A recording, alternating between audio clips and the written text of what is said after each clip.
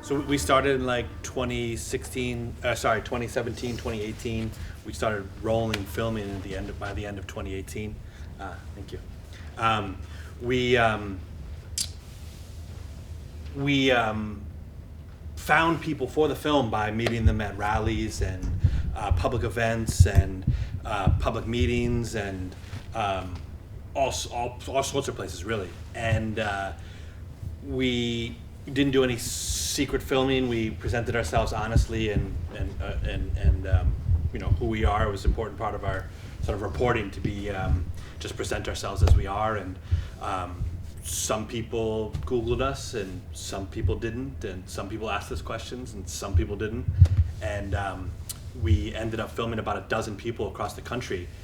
A lot of the people that we met were amazed that someone wanted to talk to them.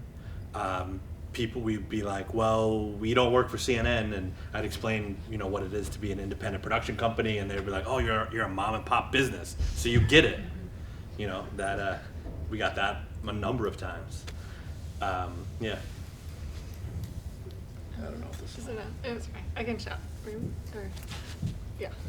And I'll just add, I think some of it was just being present. Michael started the project really early on, and some of the Randy we met in 2019, I think, in New York at a rally, and he kind of said to us towards the end of the filming, he was like, yeah, I kind of look around and everybody's gone, kind of like any other social movement, people dissolve, people move, change. So and he's like, but I look around and you're still here, it's just that, just being present really helped, I think. Yeah, I think it's a big advantage of enterprise reporting or long-term stuff is you just spend so much time, so people stop seeing you. We were talking about this earlier. They stop seeing you as the kind of devil of the media and just as a human being. Kind of like a follow-up to that, I'm curious, the folks that you did follow, I'm guessing they watched it and then their responses to it, and then I have, never mind. Yeah, that's the first question. Oh yeah, we can start there. So Thad is actually in jail on an unrelated charge, unrelated to his political activities. It was a domestic dispute. So he's the one person who hasn't seen the film. He's the one person who hasn't seen it. He's supposed to get out of jail this year, or prison this year.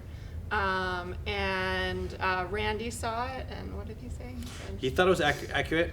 He felt like it was honest. There's a bunch of Proud Boys who've seen the film who thought this was the kind of most accurate depiction of their experience on January 6th, which I thought was interesting. They were like, oh yeah, we met friends, and there was high points and low points and crazy moments and less crazy moments. So we thought that was interesting. Chris saw it when he got out, and over a series of months, and eventually was like, well, it doesn't seem like you're completely biased. His contention is I didn't include a bunch of conspiracy theories that didn't happen, so they're not in the film. And he was at first kind of annoyed by that. Yeah, but we went back to film with him in 2025, and he actually, I think he live streamed, or he Facebook lived watching the film for the release this last month, so he was interested in sharing it with his community, so that was interesting. You said you spoke to a larger group of people. How did you go about selecting these three that we end up seeing? Yeah, so we wanted to have people that we felt were broadly representative of individuals that we met over the course of spending all this time with these different people and different factions of the movement. It was very important for us to include Chris for a bunch of reasons. The kind of primary or initial reasons were he represented this group of people that we met who were self-identified as not being political before 2016, not being interested in presidential politics, but there was something about Trump. There was something about Trump coming down that golden elevator that just awakened and spoke to them in a way that no other politician or political person. It was also interesting that and important that he's from the tri-state area relatively, an area that not necessarily associated with these things. When we were trying to pitch this project initially in 2016, 2017, people were like, we're getting all these pitches from Trump country. And I'm like, I guarantee you have no pitches from Queens. And that's why he was important. And Randy represented this sort of that aspect of organizing that's very hard to capture, which is the sort of like quiet, diligent, behind the scenes coordinator, organizer, facilitator type who's doing all the boring, unsexy work of working the phones and getting people out and doing turnout and all that stuff. So that's why Chris is in the movie. That's why Randy's in the movie, and Thad represents that increasing multicultural sort of presence and participation in conservative movements that we get to see through him and his friends in the circle that he moved around in. And then there was just some sort of like constraints in a 2-hour film. There's only so many ideas you can hold, so we needed the film only worked when those people were sort of interacting with either each other or at the same kind of events. And so that kind of dictated who we picked for the film. And I think they were largely representative of different types of people that we met. Yeah, and we really wanted to just focus on everyday people that were kind of getting swept up in it. Like Thad was a little bit of a higher level person in the organization, but we felt like, as opposed to like we were filming a lot with Enrique Tario from the Proud Boys, but we just like decided not to focus as much on just like higher level The people. leaders and people that you saw that kind of dominated the news cycle. We wanted just the everyday folks. In the back, the red hat. Thank you for the film. Phenomenal. And I'm sorry if you talked about this in the workshop, because it's a workshop, but I guess I'm just trying to figure out, like, what is it that like gets these people so swept up in all this? And did you see any signs that they would ever become like disenchanted or disillusioned with all that they? Because even if the dude went to prison, gets pardoned, comes out, and is still like down for all this, when in reality, like, I think the political project that Trump is involved in, like, I don't think he cares anything about any of these people at all. And they don't seem to really realize that, and they're so kind of far gone. I'm just kind of trying to get some sense of like, I don't know if it's hope or what, but like, I don't want to ever write anybody off altogether, but these folks just don't seem to like have a clue. So I'm just curious if you like got any sense that I might be wrong about that. No, I appreciate the question. It's a great segue to things that we didn't get to in the workshop because I wanted to talk about after. So that's perfect. Thank you. Yeah.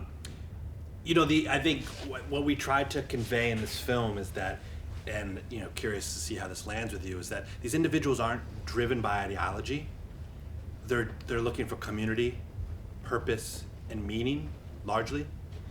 They're trying to make sense of an uncertain world where things don't necessarily make sense, and so this is kind of where they find community, and then kind of piece it together from there. So what is keeping them there is often the sort of community ties and the relationships more so than the sort of guiding ideology. What I think creates an environment where lots of different people who maybe they're looking for community, maybe they're there because they have some ideology or they have some kind of vision or they're drawn or called to something or from something, have united under Trump is because it's just out of alignment around power, around this notion that this is a path that can get me what I want, even if I don't agree with him or don't like him. I think this is something we're seeing now with the response to Greenland and Venezuela, where the sort of economic nationalists, that what Bannon calls themselves, and the sort of populists, those folks are like, we don't like this, but we like the muscular nature of it, so maybe we'll get to our things eventually. It's like it's a path to get what they think they want. And for some of these folks, I can't say definitely, but it seemed to me that there was no one else offering a countervision. There was no one else saying that the corporations are screwing you. There was no one else saying it in a way that they could listen to and feel like they could join in. And I feel like given the opportunity, where someone is making a welcoming and inviting environment that doesn't necessarily have a litmus test of for like ideological purism that you need to like adhere to, or like movement gestures that you need to like be down with in order to rock with. If people can create that environment, many of these people will go that direction. because they have that sort of shared critique that, you know, the system is rigged, not in their favor, and they need someone to do something about it. So they're just providing those answers, I would say, what unites them. I don't know if that answered your question, but. Thank you. Yeah, and I'll just add, I think it's like, we really want to find like the one thing, like this is the reason that this person joined this, or, you know, and this fits like what is a Trump person. But it is like, I think making the film for us was like just seeing how messy it is, because it's messy for everyone across all social movements, and it's just like we want to be able to put it in a box because it's like helpful, but it's a lot messier than we think. Yeah. I'm just wondering, in the years since Trump came back into office, you know, I was sort of expecting there to be a lot more activity by groups like the Proud Boys and Oath Keepers, I mean, especially after all the J6ers were let out. And I'm wondering if you know sort of if what your sort of thoughts on that are about what they're doing right now. Maybe they'll all joined ICE or something, I don't know. But if you have thoughts on just what is, like, why they've been maybe not as present in the past year as they seem to be, especially around the 2020 election? That's an excellent question. I think the short answer is because the state is doing their job. They were doing what they were doing because the state wasn't rising to the occasion in the way that they saw, or the way that they felt like it needed to be. So that's why these folks were out in the street in that way. This is, you know, as we all know, this is a really unprecedented opportunity for this administration, because they had 4 years to think about how they got it wrong and now sort of like start again. So they're doing all the things that these outside agitators, activists were like asking them to do. And what those groups are doing is like they're growing and they're providing what they were ultimately started to do in the first place. I think one of the challenges and the obstacles for the general public, for the public at large, but also particularly for people in sort of like progressive or leftist organizing spaces, is that we often only seem to sort of, it's a sort of like there's this paradox where there's all this focus on sort of neighborhood-based organizing, and yet we don't necessarily often recognize movement activity as being legible and active if we don't see visible street action. But like there often isn't the sort of large-scale invitation to build a mass movement that happens through the sort of quiet invitation that is the grist that builds mass movements in the first place. And so, you know, the Proud Boys weren't started to be a sort of public street action activity. They were started as a half joke to just like have a space to vent. Certainly talking about Gavin McInnes and the ideas that he has kind of put forth through his sort of pseudonym writing and now his public, you know, you can argue that he's somebody who is strategic and smart enough to create entryways to sort of anti-democratic movements, but ultimately, like the value of an organization like Proud Boys is to create a quote-unquote third space, you know, that space that isn't work, that isn't home, where people can come together and build community, and that's incredibly valuable. So groups like that are providing this sort of necessary space for people to exchange ideas and share and grow, and will be incredibly powerful for what's coming, which, you know, we can imagine what that is. At the very least, it's clinging to power, in my opinion, and refusing to leave. And so I think that's why we haven't seen them. And I think we can't assume that those groups are dormant. They're as active as they ever were. They've just reorganized and restructured. The Proud Boys, for example, they were already a decentralized sort of distributed network. They've even further decentralized in a way that makes them far more effective, even because people can just go and hang out. I think it's a liberal myth that they're just joining ICE, just to call that out. I know that a lot of people, like literally, I've gotten that question every day for the last 2 weeks. Certainly, anecdotally, there's people that we've talked to in the last couple of weeks just poking around. There are individuals who are probably affiliated with some of these groups who are, but by and large, it's not like they're rushing to join these groups necessarily. And I will say, so we had a hard time editing the end because there was more footage that we weren't able to use. When we went to go film with Chris, he was staying in a community of other J6ers. It was a kind of veterans group. It was like a, It was veterans housing. Yeah, veterans housing that was housing J6ers. And he has been living with people that are supportive of J6ers for the last year, traveling around the country. That's like what he's been doing. And so there's a very big network of people that like knew someone that was part of J6 or that's connected to that, or that's just part of the larger Banga movement that we're just not seeing. Yeah, I don't like, and for any of you are old enough to have been sort of influenced by Mumia Abu Jamal or Leonard Peltier, like imagine Mumia and Leonard Peltier times 1,500. Like political prisoners are absolutely like instrumental in sort of confirming your worst assumptions about the system. And now there's 1,500 of them that confirm that all their worst suspicions of the system are true, and now they've been vindicated and forgiven. And so it creates this sort of vast network where many of the hardcore people in the movement, or the sort of most diehard participants of the movement, know somebody who knows somebody who's at January 6th. And that is interesting to consider as we move forward to the next thing. I love the movie. One of the things that's really cool about it, I think, is this normally when the media interacts with social movements, it's like, oh my god, there's this big group of people that came out of nowhere, like what's going on? And there's this kind of surprise tone, whereas everything's just very calm about how this kind of goes through. And I think yes, it's just a lot of work that goes into building these social movements.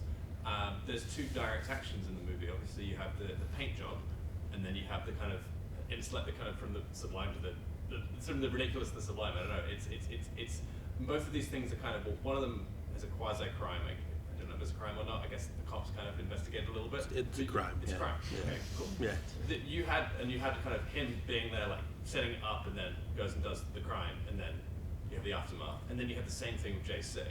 Did you have any like ethical issues around the fact that you had this footage? Did you get contacted by the authorities? Did you get warrants to be like, can we see your footage? Or did you just kind of keep a low profile and then let things take their course naturally? Oh yeah, that I appreciate that analysis. That we were trying to do is exactly what you're talking about. Just bring some sort of like sanity and like focus to this sort of, wow, there's just a big group of people. Someone on our team did get a soft ask from the FBI, but we didn't get any subpoenas or anything like that. And our ethical standards are, if we know somebody who is like going to cause harm around a very specific target, like this person is going to try to kill or hurt this person, then I feel like we have an ethical duty to intervene on that, despite our interest in not cooperating with police in any way. So that's our general rule. Property crimes, we're like, that he can do whatever he wants to the street. Yeah, and we also felt like, Chris's actions were documented in complete body cam footage throughout. They had every part of his indictment was documented, so it wasn't like our footage was needed as part of his trial or anything like that.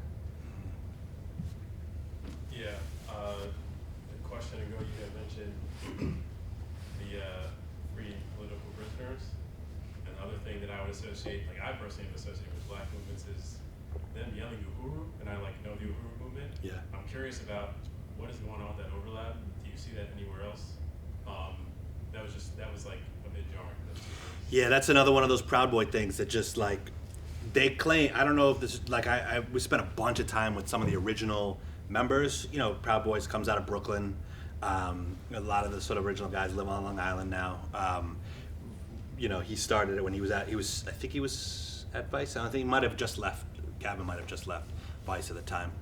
And it was one of those things that they were like just fucking around, being like, this is a joke, this is funny. It's that irony stuff where it's like you say something ridiculous and try to co-opt it. With Gavin, McGinnis, I feel like he thinks much more deeply and he's much smarter than his like jokey kind of off the cuff persona suggests. So I with him, I feel like sometimes he's trying to play chess. So there's this like aspect of sort of co-optation there, but part of it is they like feel like they're an oppressed class, and so, you know, are identifying with things. You know, it was kind of crazy the amount of people we found quoting Malcolm X and quote, you know, like because the civil rights movement and now the Black Power movement is part of the American historical canon, that there are people who you might not necessarily associate, or the people who said those original things, like that they don't agree with. Sorry, how do I say this? There are people across the spectrum now who sort of like take that as part of their crusade for freedom and justice. Like there's a bunch of people in the Pacific Northwest, this is Japanese American activists who like is always quoting Malcolm X at his like far right Second Amendment sanctuary city rallies, right? But it's like part of the American canon now, and it's not sort of viewed the way we think it's viewed, if that makes any sense. And there were so many circumstances like that. They would shout like, "Whose streets? Our streets." There was like a moment in one of them like meetings, I think it's the one where it's dark and we subtitled it, where like Enrique stood up and was like, one meat, and I was like, I turned to Micah and I was like, I feel like we're at an Occupy meeting, like what is happening? Like it was just so confusing. Yeah. Mm-hmm. Yeah, when in a Turning Point meeting, I think it's a Turning Point or Faith in Community, I confuse the two, but one of those big youth-led organizations, early on, anyone could start a chapter, and they would just give you a book by Marshall Gans, and that was like all you had to read before starting your chapter.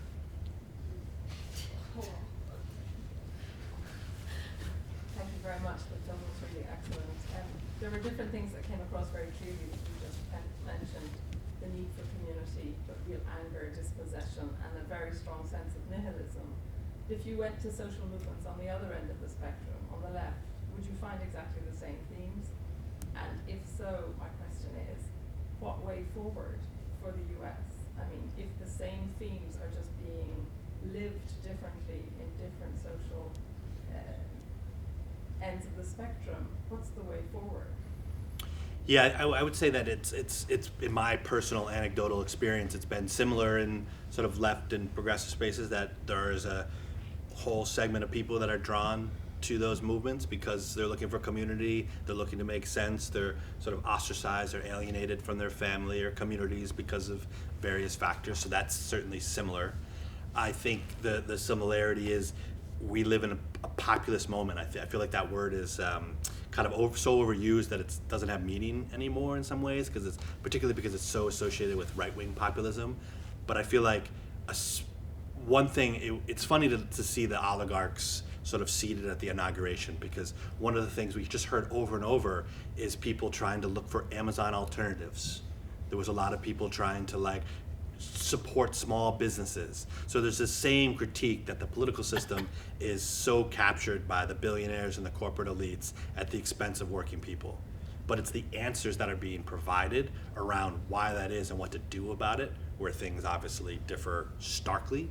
So I think part of the hope is like understanding that people aren't drawn to these movements because they're fully baked ideological, like dogmatic adherence to a clear idea. It's people that are frustrated and trying to make sense of a chaotic world.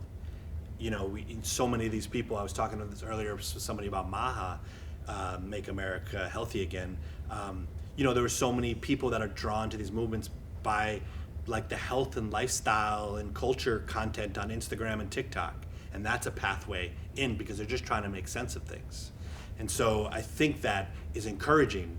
And I think what is also encouraging is understanding that alienation that's, the alienation of late stage capitalism that's driving people to lose faith in democracy because they don't equate this sort of neoliberal reality with anything but like a broken system that is so captured by elites that we have to find something else rather than just purge that existing system of elites who have captured it. And that fundamental disconnect for so many people is, I think, it's a big obstacle when people only equate democracy with like Congress's inaction and not sort of actual participation of individuals.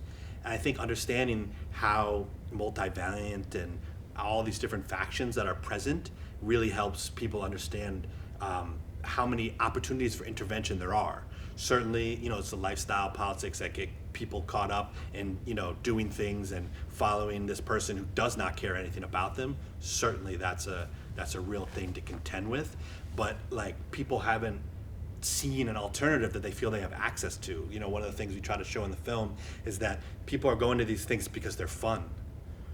People are going to these events because they don't feel like they're judged. They don't feel like if they misidentify somebody or they say the wrong thing, they'll just be like exercised and kicked out of the community because they didn't say the things that they were, you know. And I think that's huge. And that's keeping sort of more egalitarian impulses small.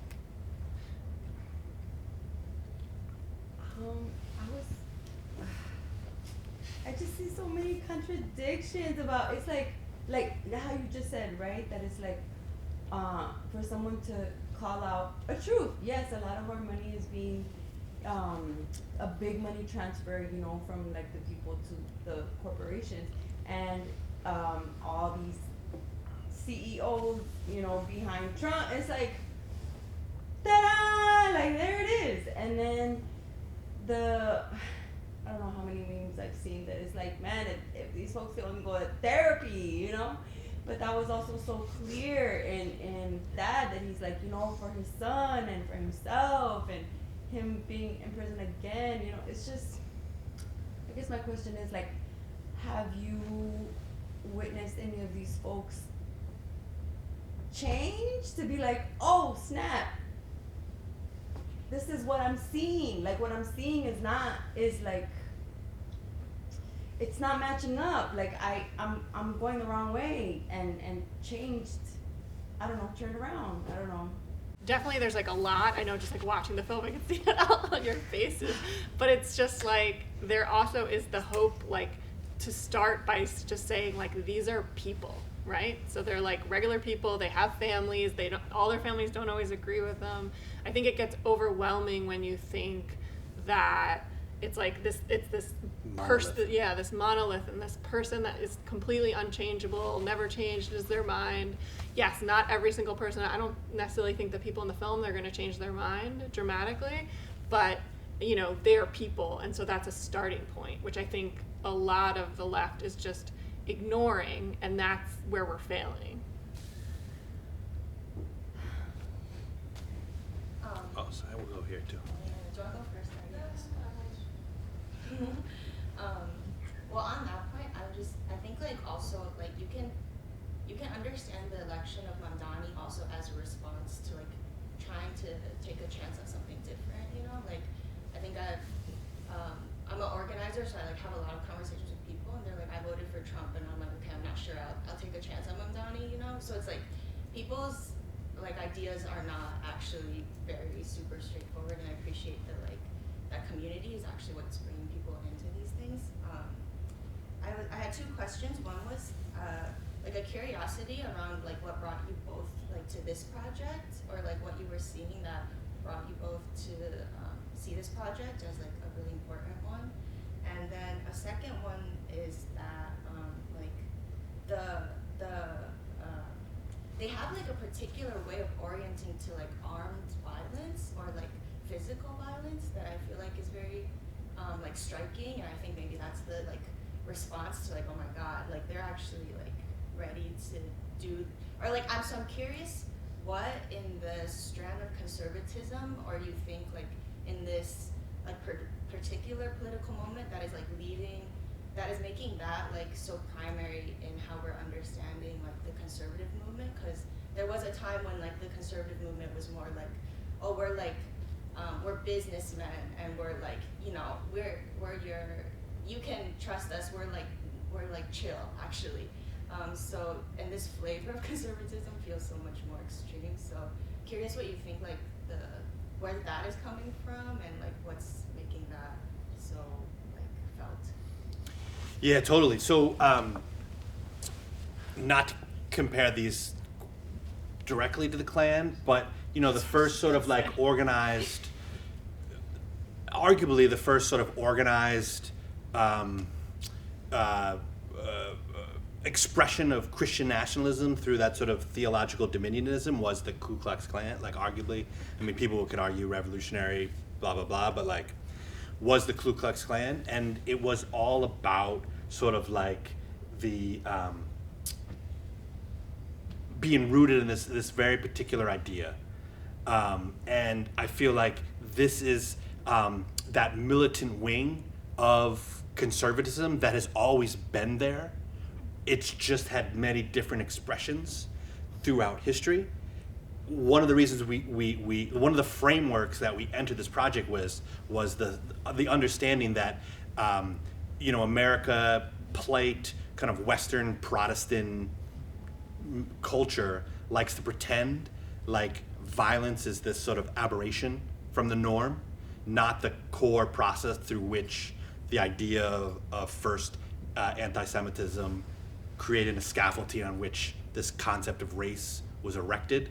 It was an idea that was created with violence and is maintained with violence. And so we wanted to like look at, we were like, well, understanding history that way, what happens, what do we learn? And that's what we found. I think somebody who, grew up a man in this world where, everything was violent. We wanted to look at that, and like people who sort of like grew up with violent movies and are sort of, that's how they're expressing themselves. So that was sort of part of the sort of like the framework. And then the question was like, why is there a growing movement of people who feel like violence is the only answer? And I feel like understanding that comes as a surprise when we pretend that violence is not core to the project. And so understanding that violence has always been core to the project, this is what we find, I think. If that makes any, I don't know if that makes any kind of sense. And that was like that was like Michael's core question that started the investigation. I was like, I want to know what a white terrorist like eats for breakfast, and like why you want to end your day with me not being in your world. Like what, why? Turns out it's part of the like initiation ritual. Yeah. Focus on the cereal. Exactly, yeah, exactly, yeah. Did you eat the Susie steak? Pardon me? Did you eat the steak? The fancy steak and the thing? Oh, The bar- oh yeah. And I don't eat meat. Yeah, it was delicious. I don't eat meat, and it was delicious. I haven't eaten meat in like 20 years, and I had some. Yeah, and it was funny that night too. Chris, I don't know when Rachel said this to him, but like at some point in our many meetings with Chris, Rachel mentioned that what her favorite brand of scotch is, and Chris disappeared that night and came back with this like $80 bottle of scotch, recognizing that we just spent a really stressful day at this insurrection, and was like, here, this is for you. I'm gonna make sure nobody else drinks it. So there's like these moments of like, and I don't know when she mentioned, she doesn't, I don't remember mentioning that to him, but that was something that he very attentively kind of picked up, filed away in his brain, and stressful party time, after party, let me go get this thing to support her. It's interesting. Yeah, I have two questions, if I may. Please. One is about, so I'm from Germany, and what we call Antifa is extremely different from what these guys call Antifa. Yeah. So I get extremely confused with what that represents to them. Yeah, it's a great question. So it seems to be a shortcut. BLM and Antifa, it seems to be a shortcut for something that they understand as a threat, a movement, a sort of, violent terrorist force that forces them to think things, but is also subversive somehow. Could you describe to me what they sort of understand by this and who they think represents what they conceive totally. of as a group? Yep. The second question is going back to the sort of map that you made of the conservative / sort of liberal groups, and sort of how you map them out without democracy or outside of democracy. I'm wondering, watching these guys and also hearing what you say about sort of how they transition into and out of Proud Boys and sort of where they see themselves.